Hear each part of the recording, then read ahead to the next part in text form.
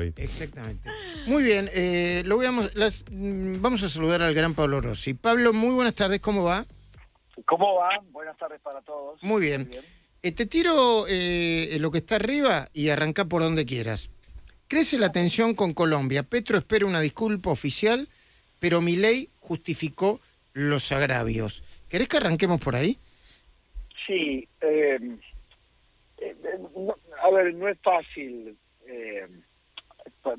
ponerse a analizar algo que termina siendo un malentendido personal, que termina arrastra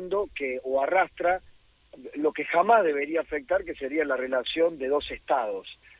Pero se me ocurre que esto, sin justificar a ninguno de los protagonistas de esta historia, ni a Petro ni a Milei, porque la pelea es vos me dijiste y yo te contesto, entonces sí, es una escalada de agravios personales, pero que se da entre dos jefes de Estado. Ahora, vivimos como en una especie de gran conventillo global.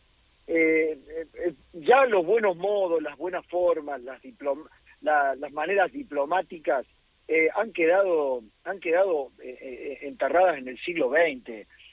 Digamos, la diplomacia no está hecha por émulos de Henry Kissinger o por Churchill del siglo XXI. La verdad que es todo mucho lenguaje de red social, todo hay un clima de tensión muchas veces en la política que se volvió tuitera. La política ahora llamamos ex, pero hasta la política internacional se volvió tuitera. Uno de los principales protagonistas, tanto en agravios causante de agravios y agraviado, es Donald Trump. Claro. Ha sido y es Donald Trump. Pero, pues bien, hay algunos que recién se están metiendo en esta historia. Después hay otra categoría, la de los parlanchines por oficio y como método, como estadistas, ¿no? Digamos, las grandes corridas de Fidel Castro, digamos, esos discursos kilométricos y por muchas horas, el propio Chávez, con sus programas de televisión eternos, Maduro, ahora López Obrador. Lo que ha pasado con el presidente Javier Milei, bajándolo a tierra y cerrándote el concepto, Luis, es que los que lo conocemos sabemos que él se comporta en la presidencia como se comporta en la vida, sí. En términos interpersonales. Me ofendés, te ofendo. Me ofendés, no te ofendas si te ofendo. El que las hace las paga. Si me agravias, te agravio. Él vive en su manera. Yo no son las mías, quizás no son las tuyas, no son las de Gustavo, pero Gustavo sí es un poquito bien. Así, ¿eh? No, mentira. No, Javier Milei usa una especie de ley del talión en términos personales, ojo por ojo. Me agrediste, te agredo, y bancátela. Sí, el tema es que hay estados, ¿no? Pero perdón, Petro un poco también se maneja así. Y López Obrador ni hablar, ¿viste? López Obrador acaba de decir, no entiendo por qué votaron a Milei. Bueno, venga a Argentina que nosotros le contamos. 50% de pobre, el dólar que se iba a la miércoles. Tengo, Luis, Pablo, declaraciones de Petro cuando eran las elecciones, diciendo que había que votar a Massa porque Milei te llevaba el país a Pinochet. Y es cierto que lo comparó con Hitler. Era un jefe de Estado, hablando de una elección de otro país, ¿no? Una desubicación. Exacto. Hizo una referencia, Petro hizo una referencia, no sé, en plena campaña, alguna alusión de Milei, y dijo, esto hacía el nazismo. O sea, le dijo nazi. Claro. Entonces, a ver, si el agravio de Milei hubiera sido que difícilmente se hubiera dado, ¿a quién podría decir? A Emmanuel Macron, por ejemplo, o a Barack Obama. Y la verdad que hubiera sido bien desubicado. No lo veo a Obama o a Macron, digamos, bajando al territorio del agravio personal a otro presidente. No lo veo. Pero profesan otro tipo de política. A mí no me gusta. Vos me preguntas a mí no me gusta. Y menos la escalada, poco menos que ridícula, que ha establecido Petro, que de la ofensa personal envuelve, hace un retiro de embajadores, expulsa a esto, llama al otro. Acá no hay un agravio de Estado, hay un intercambio, en todo caso, de insultos entre presidentes. Okay. La verdad, no sé cómo lo procesa la diplomacia, el manual mundial de la diplomacia. Hoy por hoy me parece todo una gran exageración, que se vincula y está casi vecina que con otro cariz más preocupante, más profundo, con lo que ocurre con Venezuela, ¿no? Es cierto. Porque eso sí ya ahí tenemos, ya no solamente los caprichos de los agravios verbales personales, sino tenemos persecución política a opositores, tenemos acogidos 5 ciudadanos venezolanos perseguidos por el régimen, acogidos en la embajada argentina, asediada la embajada argentina, lo cual obliga al país, ahí sí por manual, a defender nuestra soberanía, nuestra territorialidad en una embajada, por eso los gendarmes. Eso ya es otra cosa, ¿no? Claro que sí. Pero se da en una región donde Petro y Maduro profesan un poquito el mismo interés político. Si no escuchaste las declaraciones de Massa, que fueron pronunciadas creo que hace unos días con el Congreso del Frente Renovador, pero que recién se conocieron ahora, quiero compartirlas. Bueno, quiero compartirlas con vos y con la audiencia, así escuchamos tu reflexión. Dale. No podemos pensar el futuro sin hacer autocrítica del pasado, y esa autocrítica nos tiene también hacer entender que nuestro rol más importante en esta etapa no es hablar sino escuchar. Y es cierto, no sobra nadie, nos faltan muchos que piensan como nosotros y que tienen que romper sus prejuicios, y los tenemos que ir a buscar para el abrazo para construir la nueva mayoría que nos va a permitir volver al gobierno dentro de 4 años. Bueno, además se agregó que habrá un deterioro en la calidad de vida y que de alguna manera el peronismo tiene que volver al compás de ese deterioro, ¿no? Sí, también dijo, y es lo subrayable, que no hay que enojarse con la gente por cómo votó. En todo caso, la gente no votó engañada, sino que la estafaron.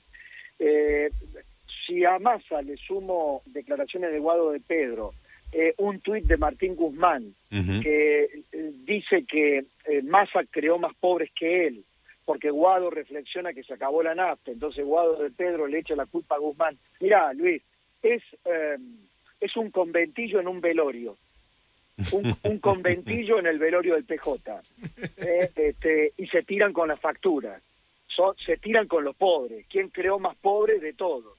Hay una frase que dice Guado de Pedro en una entrevista que le hace Pedro Rosenblatt, donde dice: el peronismo nunca puede ganar si el salario de un trabajador está por debajo de la línea de la pobreza. Y en eso tiene razón. Bueno, pues háganse cargo de haber sido los protagonistas de un gobierno que multiplicó los pobres. Entonces, por eso digo, el velorio es el propio peronismo, con todas sus banderas, con todas sus dogmas, sus preceptos, sus planes quinquenales de Perón y la movilidad social ascendente, que la terminaron destruyendo, ¿no? Haciendo añicos en aras de un populismo que tomaron prestado, porque además de los rasgos populistas que podía tener el peronismo original, abrazaron el chavismo, ¿no? Fue como la suma de dos populismos. Lo de Massa me parece que dentro del velorio quiere ser la carta blanca, para volver a abrazar a todos, escuchar. Bueno, no hicieron ni eso cuando les tocó gobernar en los últimos 4 años. Ahora, Pablo, parece que van a tener que atravesar un desierto bastante largo, por supuesto dependiendo de cómo le vaya a esta gestión. Claro. Pero aún el peronismo que viene va a tener que estar bien lejos de todos estos charlatanes. Ahora, Pablo, qué naufragio espectacular tiene que haber sido el del kirchnerismo para no tener un candidato que sea legítimamente kirchnerista e ir a refugiarse en el ministro de Economía de una economía que se estaba derrumbando a ojos vista. O sea, este pésimo candidato que era el ministro de Economía era mejor candidato que cualquiera que se reclamara a sí mismo kirchnerista. Totalmente, pero una parábola perfecta la que describís. Y es más, ¿cómo será de necio, dogmático y atrasado el kirchnerismo, o lo que queda de él, que fíjate que la esperanza blanca es Kicillof, que, Sí. que hubiera sido impresentable para estas últimas elecciones Kicillof, Ujú. y sin embargo en los desvaríos o en los sueños de guitarreada y de quincho de político, sueñan con que Kicillof, el soviético, así lo llaman, Kicillof el soviético, el que ha dejado prontuario financiero por el mundo, el que nos encajó una deuda de 16.000 millones de dólares por YPF, el que negoció casi un hazmerreír con el Club de París, el que engañó y fue parte del engaño, y eso es nuestro prontuario con la cifra de la pobreza, para pagar menos deuda. Ese tipo quieren que sea el candidato del kirchnerismo en las próximas elecciones. No, por eso, al peronismo en general, cooptado por el kirchnerismo, le está pasando esto, ¿no? Lo de una imagen muy, muy patética, un conventillo en medio de un velorio. Peloteo un par de números sobre reducción del Estado y criterios, recomiendo una nota de Eduardo Paladini en Clarín. Dice los 70.000 despidos de Milei, avance inminente sobre Telam y el temor por los ferroviarios. En el caso de Telam hay un dato que da Paladini que dice: Telam tiene actualmente 3.000 empleados, el plan oficial es dejar apenas 200, 100 para el rol informativo y 100 para el área de publicidad, que actualmente ya se desempeña así. Y el avance sería inminente. Luego dicen, la agencia defiende su tarea y responde que la planta no llega a 800 trabajadores. Otro dato, ¿cómo se llega a los 70.000? Bueno, es que los 70.000 de los que habló Milei se cumplirán, pero más bien llegando al final del mandato. Eso. Hoy, bajo la órbita del exfuncionario macrista, de Luis Caputo, habría unos 15.000 empleados, no sé a cuánto se quiere reducir, también Sandra Petovelo que quiere reducir. No hay un solo criterio para reducir planta del Estado, ¿no? Contratados, permanentes, ñoquis o no ñoquis, ¿no? No, pero creo que te lo decía hace un rato, Gustavo. Es muy difícil con la legislación laboral vigente. Anoche lo conversábamos en la tele, Luis. Con la legislación laboral vigente es muy difícil desarmar una planta del Estado que ha sido construida con capas de cebolla a lo largo de los últimos años. Más aún teniendo en cuenta que hay una justicia laboral que fue construida a imagen y semejanza del kirchnerismo con los mismos preceptos, con lo cual la trampa es perfecta, cierra totalmente. Es decir, una legislación laboral que, al servicio de el kirchnerismo como dador de empleo público, en detrimento del empresario, en detrimento de aquel que arriesgaba capital, dándole supuestamente todos los beneficios a los trabajadores, pero generando una industria del juicio monumental de la que se servía también el propio kirchnerismo laboralista. Bueno, eso, llevarlo al Estado, llevarlo a las reglas del Estado, reglas que fijaron ellos, moldearon ellos durante 20 años, y por supuesto, va a ser un gran agujero negro a futuro el desarme del Estado, porque no me cabe la menor duda que mientras sigan los mismos jueces laborales, mientras sigan las cámaras del trabajo, mientras no haya un cambio copernicano en la jurisprudencia vía Corte Suprema de Justicia, los futuros argentinos terminarán pagando el desarme de este Estado. Hoy Camila Dolapjian nos va a adelantar algunos escándalos vinculados con la gestión del PAMI. Y Pancho Olivera nos va a adelantar el mal gasto en los colectivos del AMBA, que un poco escribió, cuyo origen está en una nota que escribió Diego Cabot hace unos cuantos días. Al mismo tiempo, todos los días se encuentra en el Estado del gobierno anterior agujeros negros multimillonarios. Hablamos de gerentes de la pobreza, de multinacionales del hambre, de las cooperativas que vimos ayer, y al mismo tiempo la sociedad dice, pero no van a ir presos. Ahí también me parece que deberíamos hacer, no sé si una tarea docente, pero aclarar que primero los periodistas estamos para informar. Luego el gobierno puede impulsar acciones judiciales. Y finalmente la justicia tiene que ser rápida, ejecutiva y eficiente, ¿no?